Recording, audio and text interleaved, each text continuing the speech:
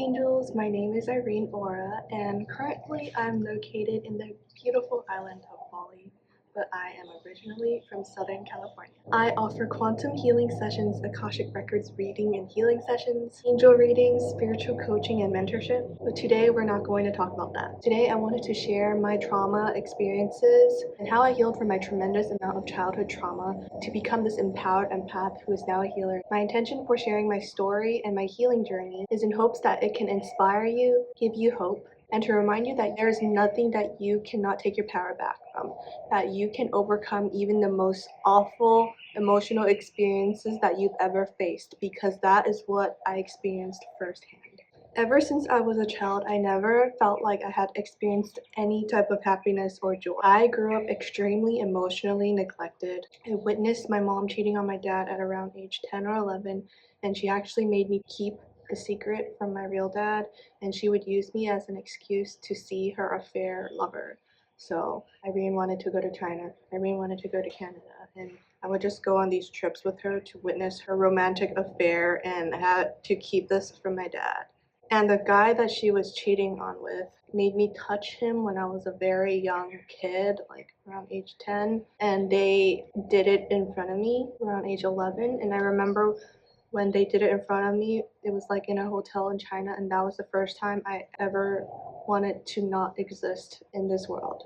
And at school, I was always ostracized and bullied by my peers. So as a child, we obviously spend most of our time at school and then home. So I never felt happy at home or at school. I remember my middle school teacher had a parent-teacher conference with my mom because I was deeply depressed, but my mom just brushed it off as it being a normal part of growing up and having mood swings. And when I had bulimia nervosa around 7th grade, I was struggling so much. I told my mom, I think I have this. I translated it into Chinese, and she's like, oh, you know what that is? And she just brushed it off, looked away.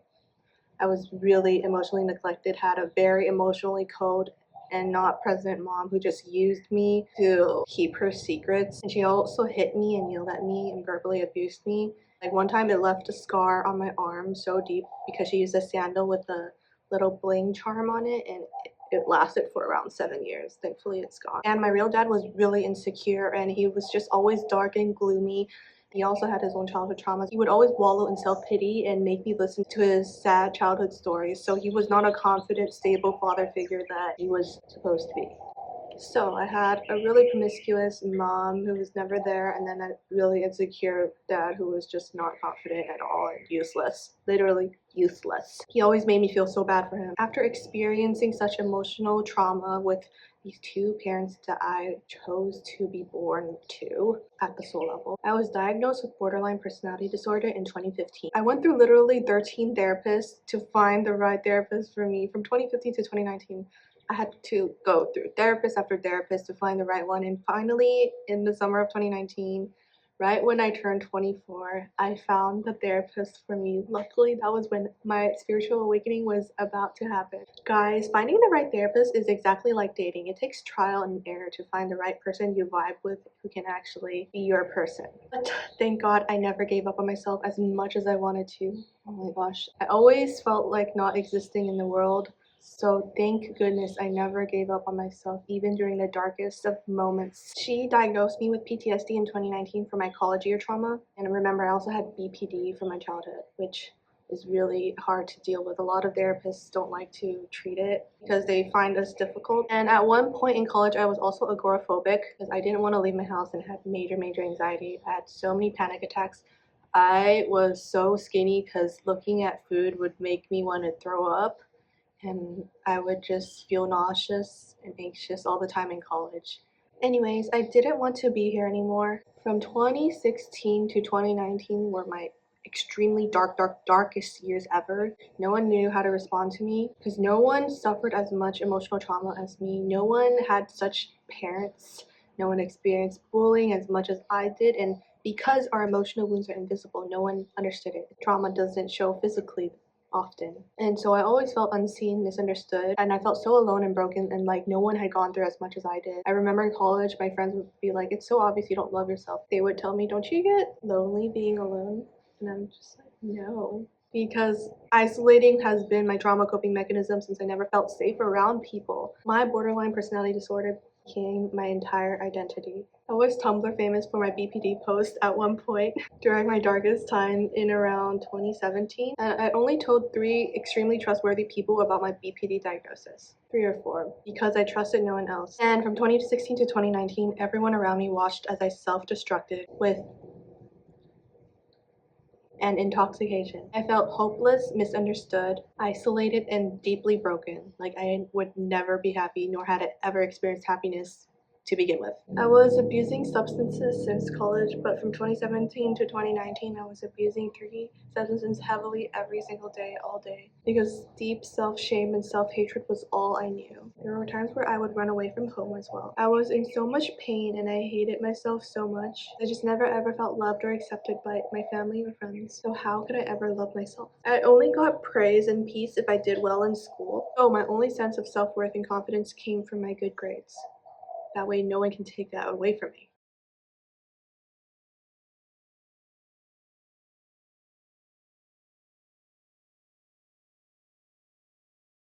Finally, around November 2019, my soul, my spirit guides, and angels decided it was really finally time for my awakening. I started seeing 25 angel numbers a day. It was so crazy. There was this one time I went to get boba. I complimented the cashier's lipstick, and she's like, "Want to see what color it is?" And it was like a 444 on the name of the lipstick. Actually, I was kind of introduced to spiritual stuff around 2018. I got a palm reading and it said that I'm meant to be a healer and share my spiritual gifts with the world, which at that time I had no idea what that meant, but now I do. In 2019, I started to get more into manifestation, was introduced to pick a cards and crystals. But it was actually meeting my karmic soulmate on a dating app that truly accelerated my spiritual awakening like crazy. He introduced me to true psychic abilities, higher dimensions, past lives, and starseed stuff. I remember the day I met him, I woke up at 4:44 a.m. It was a very quick and intense romance because his psychic friend that he relied on very much said I wasn't the one.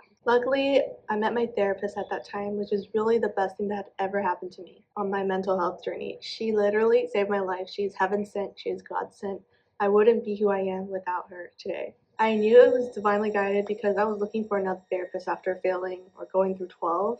And on her website, it said spiritual journey advisor. So thank the universe for aligning me to her. She was the best healer for me. And I still see her today. I've gone through around 160, 170 sessions with her since 2019. In the beginning, I would see her like 2 or 3 times a week. And over the past few years, I decreased my sessions, but she is still my go-to. I would work out of a PTSD handbook with my therapist. She made me order it on Amazon, and it is from that workbook that I learned how to communicate boundaries. And one of the biggest things she did for me was suggest that I see a shamanic healer.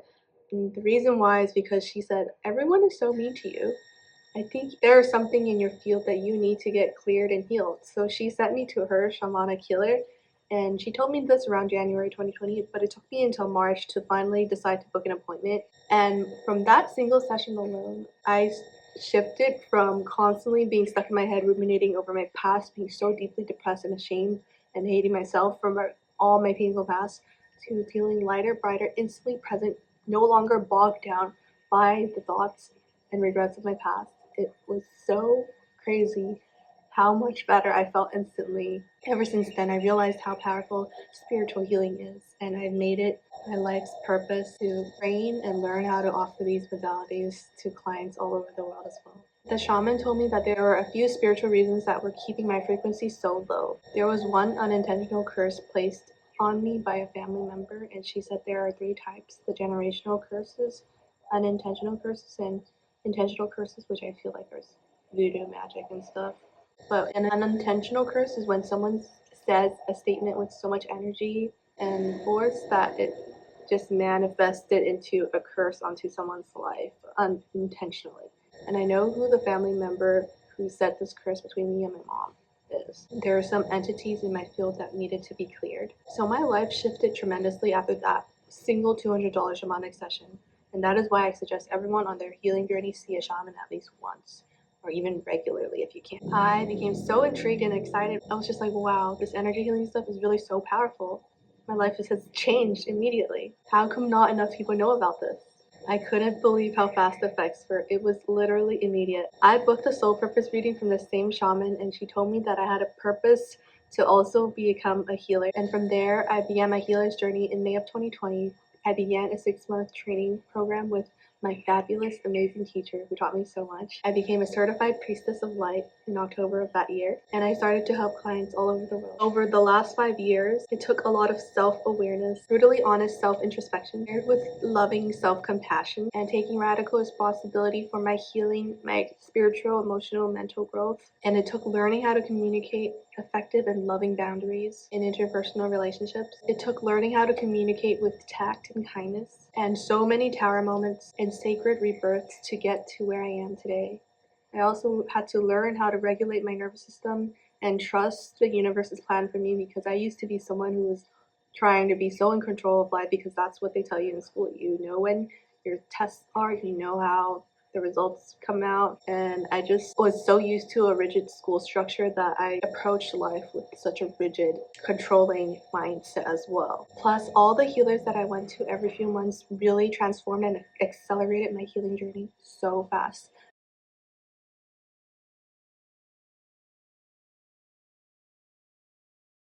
It was truly the combination of weekly therapy, sometimes a few times a week, and going to energy spiritual healing sessions so often that I was able to speed up and fast track my healing so much in the first year alone.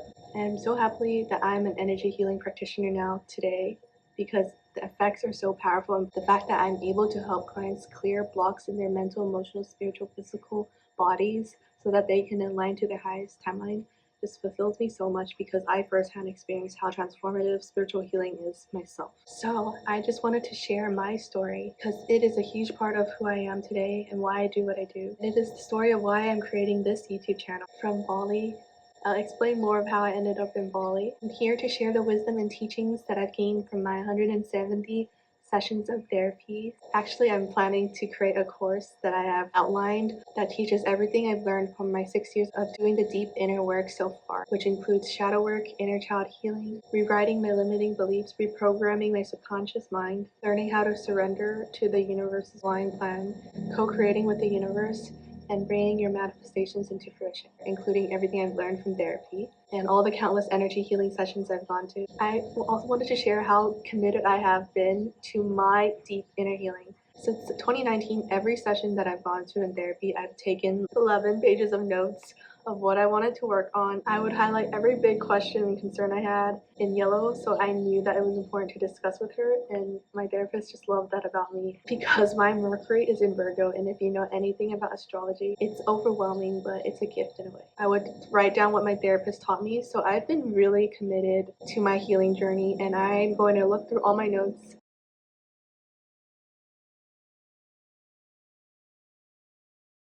so I can have a reference point for the course that I'm creating to help you on your healing journey as well. That is how seriously I've taken my inner work and deep healing. I plan to be posting several times a week to share more about my journey, healing, ascension, spirituality, my starseed awakening, and I just can't wait to share all the wisdom I have from my past 6 years of my spiritual journey that has transformed my life and quite literally saved my life. I am so excited to share all my wisdom to support you on your spiritual awakening journey. I'm here to make the emotional healing journey of the spiritual ascension path as easy as possible for you. So follow along if you want to hear the stories and wisdom and teachings from my spiritual journey. Sending you so much love.